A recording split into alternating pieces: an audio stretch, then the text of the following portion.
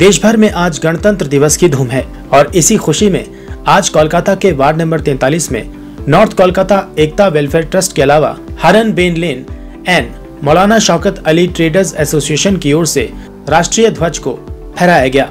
इस कार्यक्रम में वार्ड नंबर 43 के एक्स काउंसलर इकलाख अहमद विशेष रूप से मौजूद थे। इकलाख अहमद के हाथों वार्ड के हरन बारी लेन, कोलोटोवा, तिरेटी बाजार और अन्य इलाकों में कौमी झंडे को लहराया गया। वहीं उन्होंने सभी देशवासियों को एक साथ मिलजुल कर रहने की सलाह दी। वहीं छोटों को भी सलाह दी कि वे आपस में हमेशा मिलजुल कर रहें। देश का हाल जो भी रहे, लेकिन हम तो अपनी आज़ादी को, अपने देश की आज़ादी को तो हम मनाना नहीं भूलेंगे। और जब तक हम हिंदुस्तानी इस मट्टी पे रहेंगे, अपने हिंदुस्तान में, हम लोग इस दिन को और इस ऐतिहासिक दिन को, ये जो जम्मू में आज़ादी का दिन है, हम लोग इसको नहीं भूल सकते हैं। और इसी तरह जोश और खरोश के साथ हम तमाम हिंदुस्तानी अपने 26 जनवरी या 15 अगस्त को मनाते रहेंगे। नहीं, ये तो मतलब वो है, खुशी का माहौल है हम लोगों के लिए। इससे बड़ी और खुशी क्या हो सकती है? आज के दिन से बड़ा कोई खुशी तो है नहीं।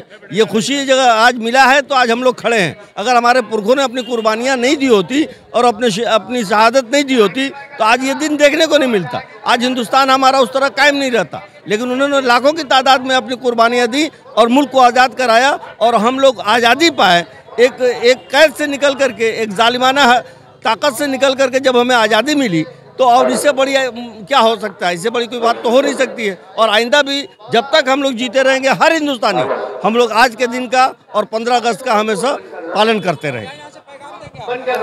मेरा पैगाम ये है कि आइंदा दिनों में हम लोग जो यहाँ हिंदुस्तानी, हम लोग तमाम हिंदुस्तानी भाई बहन हैं, हम लोगों को अपनी आज़ादी को याद रखना होगा, अपने पुरखों की बातों को याद रखना होगा, पुरानी हिस्ट्री को याद रखना होगा।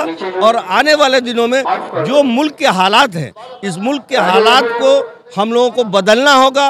और वो चीज़ अपने अंदर जो हमारे आज़ादी के वक्त था कि हम लोग सब कांधे से कांधा मिला करके अपने मुल्क को आज़ाद करवाया, उसी तरह हम तमाम हिंदुस्तानी मिल करके इस पूरे अपने भारत को, हिंदुस्तान को और इंडिया को हम लोग अच्छे माहौल में ले जाना चाहते हैं, खुशगवार माहौल में ले जाना चाहते हैं, मुल्क की तरक्की के लिए चाहते हैं। हमारे नौजवान बेकार न रहें, उनको रोजगार मिले, जो पढ़े लिखे लोग हैं उनको रोजगार मिले।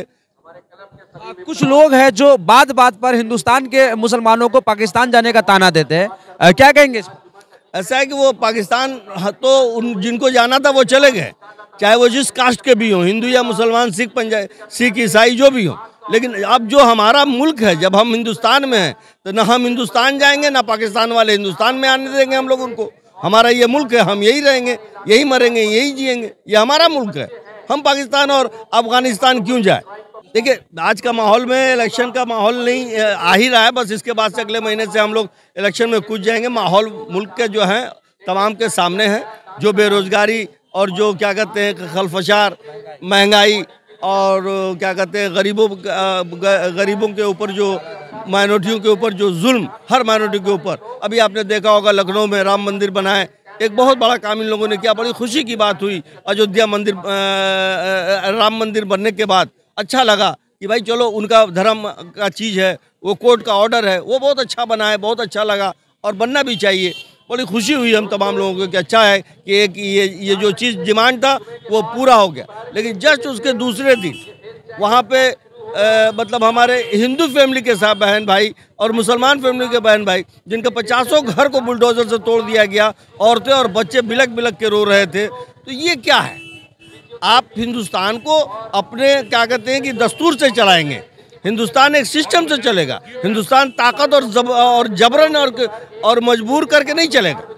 हम लोग इसके लिए एहतजाज कर रहे हैं। आपने देखा उस दिन कि वहाँ पे नरेंद्र मोदी साहब, हमारे वजीर आजम जो है, अपना बयान दे रहे थे वन मैन होकर के पूरे इफ्तिताही प्रोग्राम में। लेकिन हम लोगों ने यहाँ पर अमन शांति और भाईचारे का जुलूस निकाला। हमारी दीदी ममता बनर्जी साथ में थी और हम ममता बनर्जी के सिपाही और सुदीप बंदोपाध्याय और अभिषेक बनर्जी के वर्कर्स, हम लोग इस बात का अहद कर चुके हैं कि मगरबी बंगाल में किसी तरह का हम लोग भाईचारे में कोई खलल पड़ना नहीं देंगे। हम लोग अमन और शांति का पैगाम लेके चलेंगे। वो नफरत का पैगाम लेके चले, हम लोग अमन और शांति का पैगाम लेके चलेंगे। और हमारा जो कल्चर और दस्तूर है उसको हम लोग हर बंगाल के रहने वाले लोग हम लोग इसको कायम और दायम रखेंगे।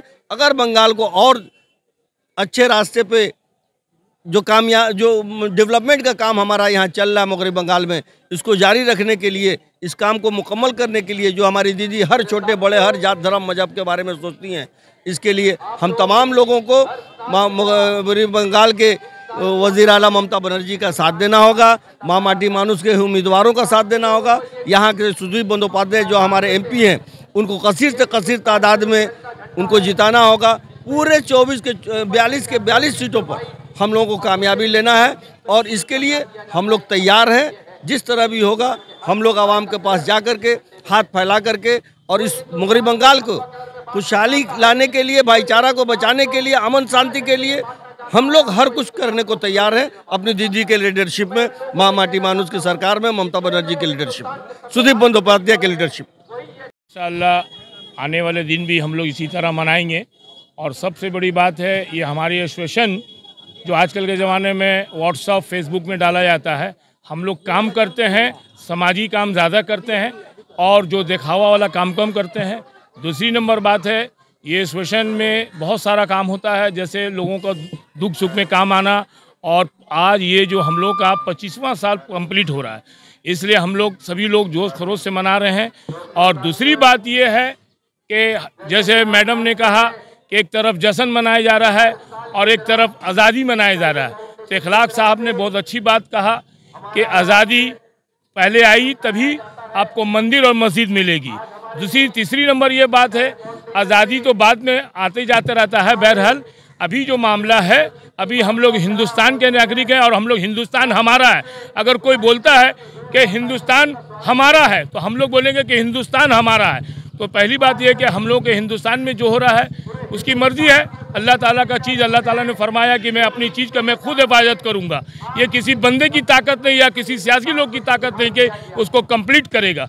इसलिए हम लोग ये खुशी को, दोनों खुशी को साथ मना रहे हैं। हम लोगों को कोई एतराज़ नहीं, खास करके हिंदुस्तान के अवाम को। Hello, my self doctor Tanveer Ahmed, founder of TVR health care.